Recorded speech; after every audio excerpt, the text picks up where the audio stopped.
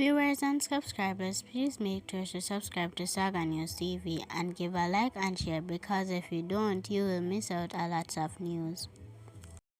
Detectives assigned to the St. Mary Criminal Investigation Branch CIB have charged a man who previously escaped in custody with shooting with intent, possession of a prohibited weapon, and unauthorized possession of ammunition, using a firearm to commit a felony, and assault at common law, following an incident in Wood Park, Gale in the parish on Friday, March 7.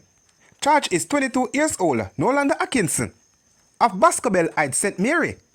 Reports from the Port Maria police are that at about 6:10 p.m., lawmen conducting a snap raid operation in the community of Wood Park in searching of wanted man, said to be escaped from the Rockabessa police station. Two men were seen on the premises. One pointed a firearm at the police team and opened gunfire at the police. The team took evasive action and returned the fire at the man. During the encounter, Atkinson get hit to the lower leg, which resulted in him fall to the ground. The other man then managed to escape. The injured man, who was identified as Atkinson, who had escaped custody, was assisted to the hospital by the police, where he was treated and later escorted back to safe custody. On Saturday, March 15, Atkinson was formally charged for the offense following a question and answer interview.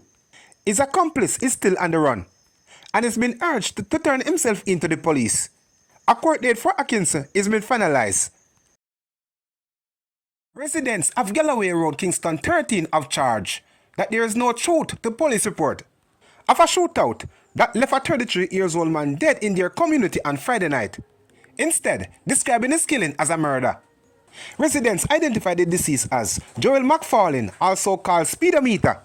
They said he was mentally challenged. A former resident of Bellevue Hospital. One shot in his head. They mash up the little youth innocently. The police say it's a shootout, but only 3 shots were fired. They say it's a shootout and they find a gun. Where? Questioned a female resident, holding a bulging bag of what she said was McFarlane medication, as she stood just outside his door. Joel didn't fire a shot. You can't even go around Joel a certain way. He's afraid of those things. He doesn't like violence, she said, pointing to the spot where she cleaned his blood off the doorstep. After the incident, the resident claimed that McFarlane had just reached home from a setup in a neighboring community when officers knocked on his door and upon his exit shot him. The resident described Joel as well taken care of by his family, who would regularly buy him his grocery and clothes, and said he was trusty around the community to purchase food for residents. A male resident who said he witnessed the event told the news that the officers he saw were just in jeans and masks, with no visible badges. I saw 3 of them going from yard to yard. So I went into my yard and stood underneath my mango tree. I heard 3 shots. Community residents were incendied by the killing and took to protesting on the weekend. The male resident said the shooting has damaged their relationship with the police. It's going to bring a bad vibes with police. We are not going to respect them. We are not going to rate them like how we used to see them and rate them. You understand? Because that is an innocent man. The police seized an illegal firearm and ammunition and took 2 men into custody, including a suspect who is wanted by the Counter-Terrorism and Organized Crime Unit (CTAC) during a series of coordinated operations across the St. Catherine North Police Division on Sunday.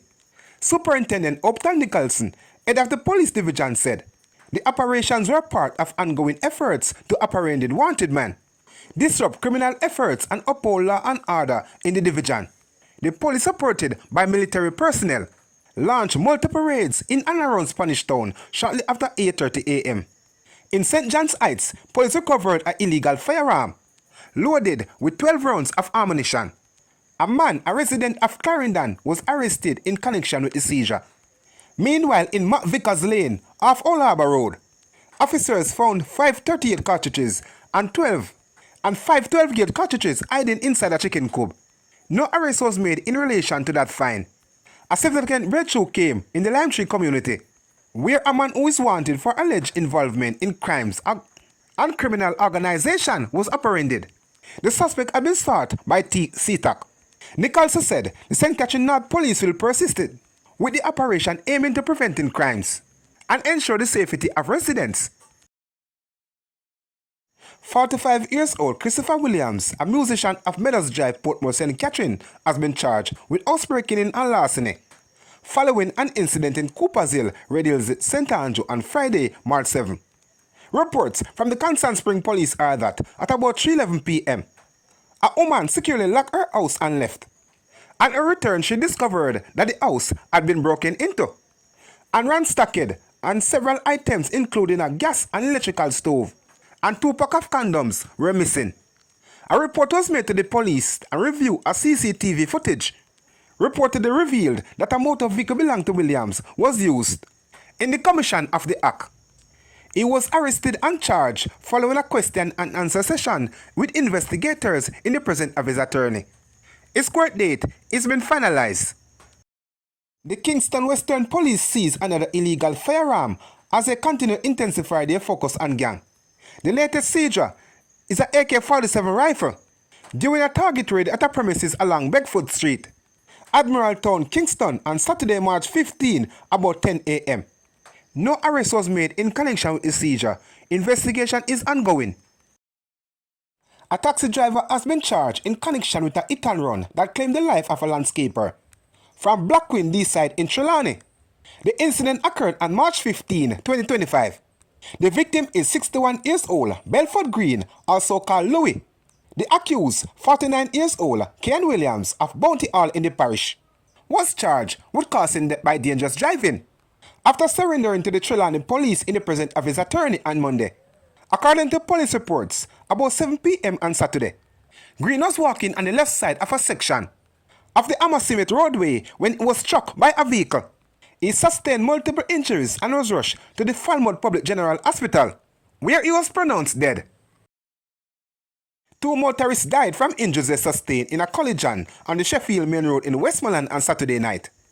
The deceased has been identified as 37 years old Ricardo James of Truro District and 24 years old LeSean Wilson of Eskit District, both in Westmoreland. According to reports from the Negril police, around 8:45 p.m. Wilson was driving his motorcycle along the roadway when he swerved to avoid a patrol and collided with James' bike, which was traveling in opposite direction. The impact threw both men from the motorcycles, causing multiple injuries. They were rushed to the hospital where they were both pronounced dead.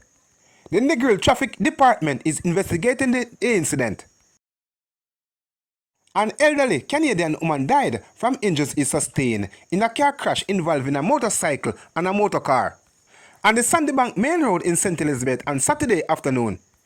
The deceased has been identified as 65 years old Janice Stewart. According to residents, the incident occurred about 4:40 p.m. when a motorcycle with Stewart and her husband aboard collided with a motorcar. Both occupants of the motorcycle sustained injuries and was taken to hospital, where Janice, the pillion rider, was pronounced dead. The condition of her husband is not known at this time. Police investigations are ongoing into the incident.